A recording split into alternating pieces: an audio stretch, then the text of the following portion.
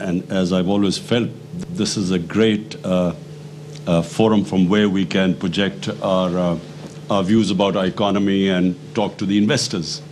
So let me just say, first of all, that Pakistan had stabilized its economy and was heading in the right direction when COVID hit us. And just like every country got badly hit by COVID because this was something unprecedented. And it was unprecedented because of the lockdown. There's no precedence of an economy being locked down, completely shut, and the consequences of that shutdown. That's really what the world is coping with. So for us, it was not just a question of curtailing the virus, but it was also stopping our people dying from hunger. And we very quickly realized that when you lock down an economy, you have to take care of those people who are daily wagers, whose family depend on their earnings on a daily basis or a weekly basis. And if you lock the economy down, not only these people get affected, but secondly, those people, who are in the informal sector, like the labor in Pakistan's labor, 80% is in the informal sector, so we have no record of them. So unlike the US, where you could send money to their bank accounts, we couldn't do that. So we quickly realized that we could not impose a lockdown like the one imposed in Europe or in China. We realized that we had to go for a smart lockdown. In other words, have spot the hotspots and lock them down, but do not really have a strict lockdown because you can't lock down hungry people. So that worked. We opened up our economy quicker than others. We never locked down the agriculture sector, which was basically rural. We opened up the construction sector, which was in the cities. And because it was mainly outdoor, there was no spread because opening up the construction sector. And then we had a cash program where we gave about 15 million families were given cash handouts. And it was one of the best programs. And that really saved us from the worst effects of the lockdown. And actually, because the people were with us, the public complied with our measures, we came out of it better than any other country. So we saved our economy from its worst effects. Also, we saved people dying from the virus. Now, of course, we are hitting a second peak.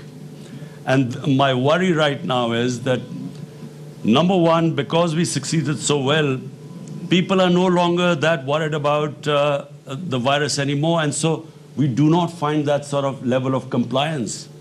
And secondly, we do not know how long this second wave, because it's in the winter, we don't know what this winter wave is going to be like. So, there's a bit of worry right now because our cases are climbing up quite rapidly these days. The lessons we learned from the first wave of COVID was that we, in our country, with our high levels of poverty and with a young population, high levels of unemployment, we cannot afford a lockdown where we lock down our businesses, where we lock down the factories.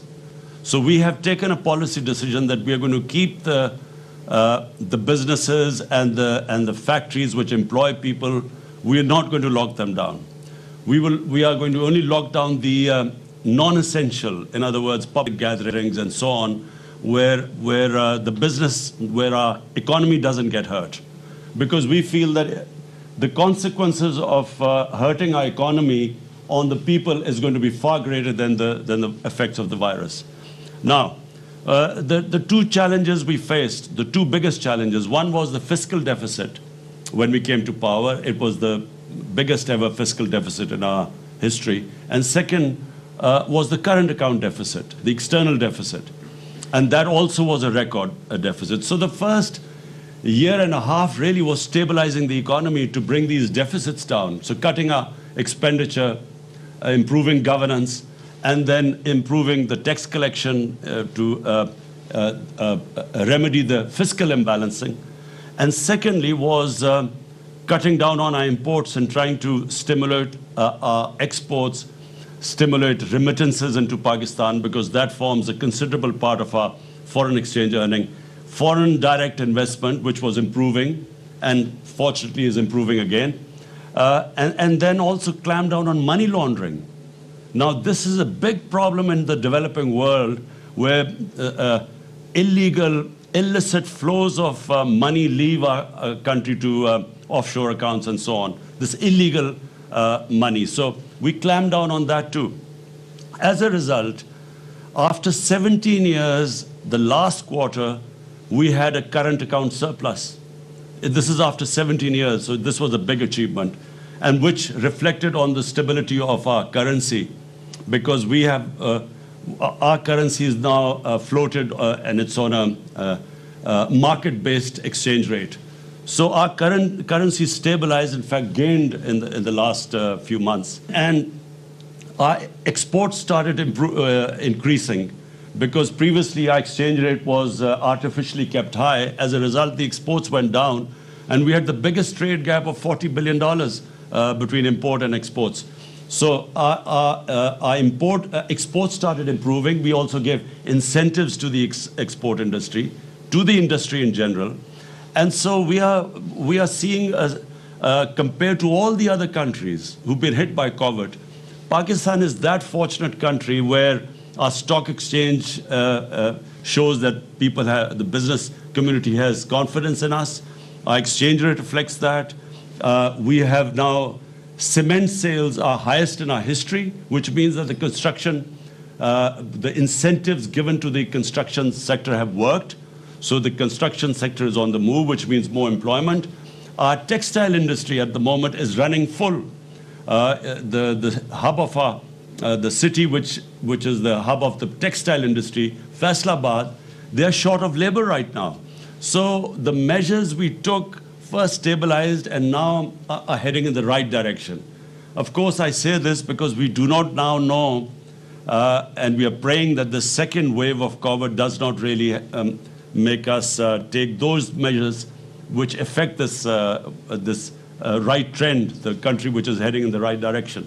That CPEC is not exclusive to just China. CPEC is, first of all, it started with connectivity. It was a transport, a road network which connected various areas in Pakistan. Secondly, it was about power generation. We were short of power, so we needed power generation, you know, to fuel the growing population and the growth rate.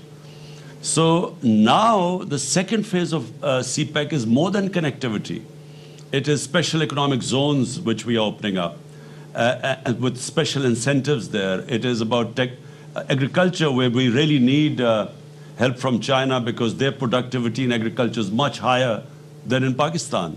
And it's about also these technology institutes which we want help from China because of digitalization of Pakistan, improving our e-commerce. So we need skilled labor for that. So that's also part of CPEC. But mainly it is about connectivity. It connects Pakistan to China, which is one of the biggest markets. It is also, you talked about the railway. First time in Pakistan's history, we are modernizing our railway. And it will completely revolutionize railway travel in Pakistan, which is called the ML1. And it connects Karachi right up to Peshawar. And the next phase, we want to connect it right through Afghanistan to Uzbekistan. So it will connect us to China.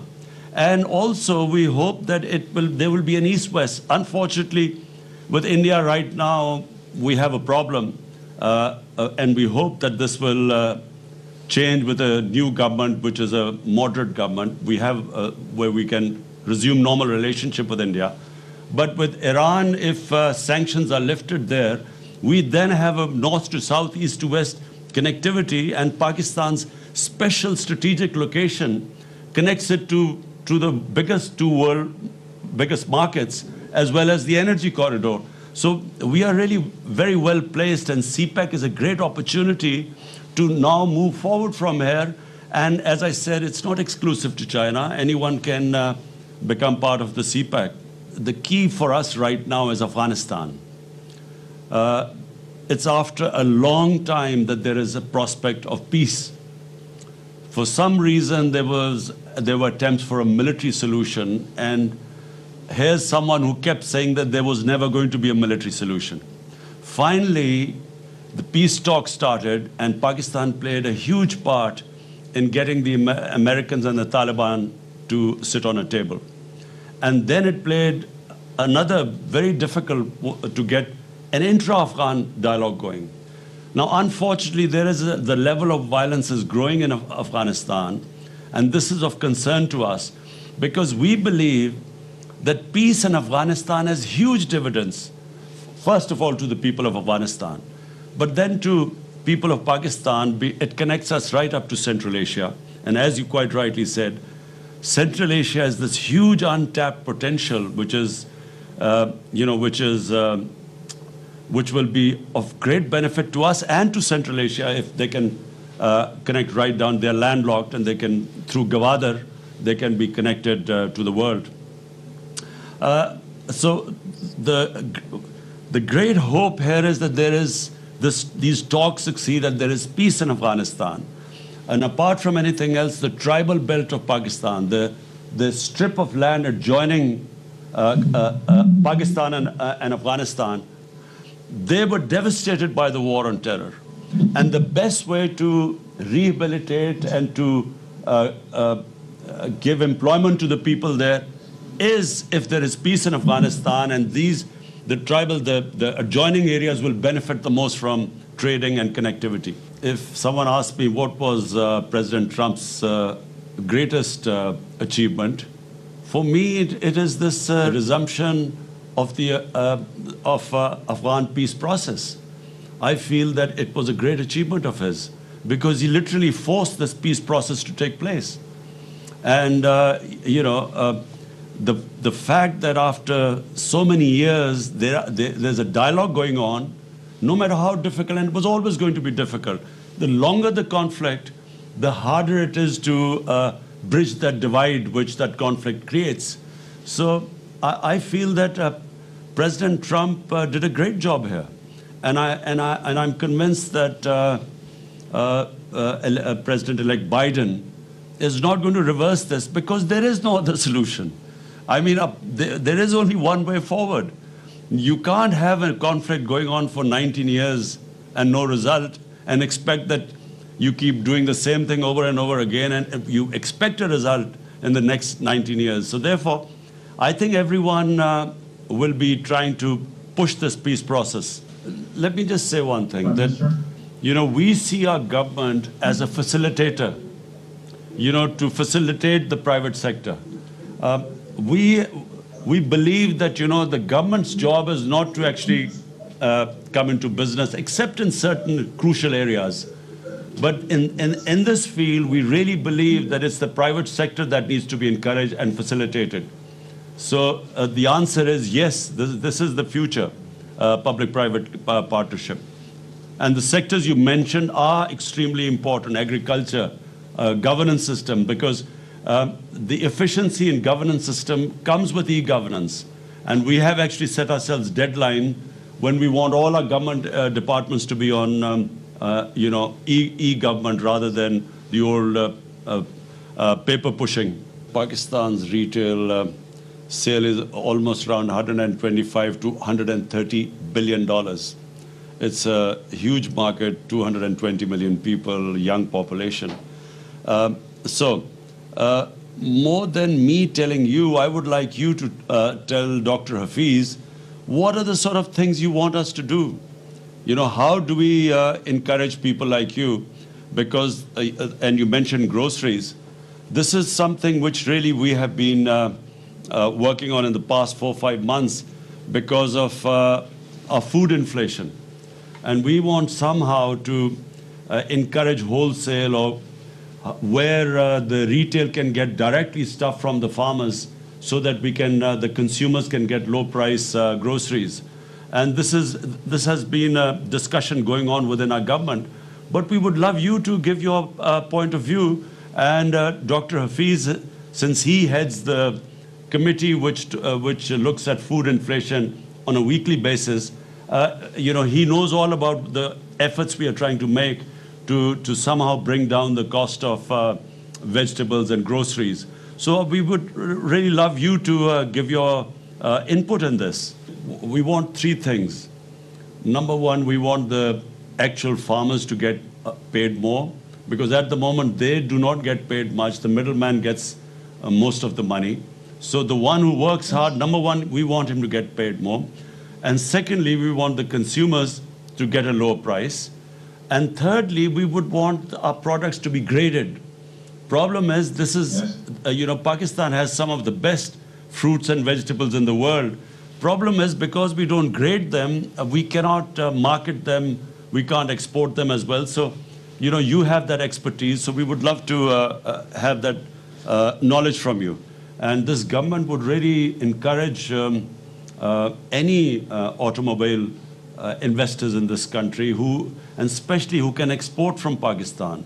So who can, manufacture the automobiles here and then export.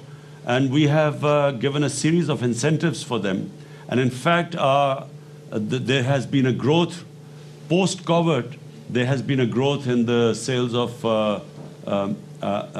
motor cars in Pakistan. And secondly, we have also just come up with an electric vehicle policy. So that also we are encouraging right now, bearing in mind this government is very conscious of the environment and the global warming and climate change. We have taken various steps. And one of them is that we are now encouraging electric vehicles to be made in Pakistan. What 28 paces in the ease of doing business we've improved in 1 year. I can just say one thing, that in Pakistan, in 60s, we were a model for the developing world. Pakistan was industrializing quicker than any other country in Asia. And Pakistan was given example of success. Unfortunately, 70s, we went the other way. We became more a socialist country. And so profit making almost became a crime at one point, which is sadly what happened in those days of, where there were two camps, capitalism and communism. So we went that way in 70s, and that choked our industrial development. This is the first government in Pakistan since 60s which has made it a point that we want to make profit making easy for people. So we want to do everything to make it easy for investors to make profit in Pakistan. And so as a result, we are trying to remove all the impediments that were in the way of profit making. So that means dealing with regulations, with red tape, all the problems we were stuck with. And so we are moving in that direction, and it is reflected now, and especially in our construction sector, because that's one sector where 30 industries are attached to it. So once that gets going, the other 30 industries all start moving up. And that is where it has taken us almost a year to remove all the impediments that were in the way of the construction sector. And that's what we are trying to do in the small and medium industry. And Dr. Hafiz will tell you in the capital markets all the reforms that they're trying to make.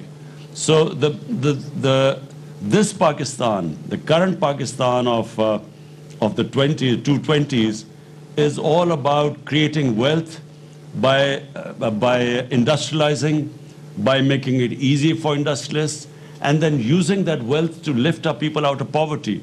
And it's actually a model which China followed. Our biggest problem right now in Pakistan has been very expensive energy. We, unfortunately, the sort of power generation contracts we signed in the past, the cost of that generation is unfortunately so high that we are almost 25% more expensive, producing more expensive energy in Pakistan compared to our competitors like Bangladesh and India. And I mean 25% more expensive energy to industry.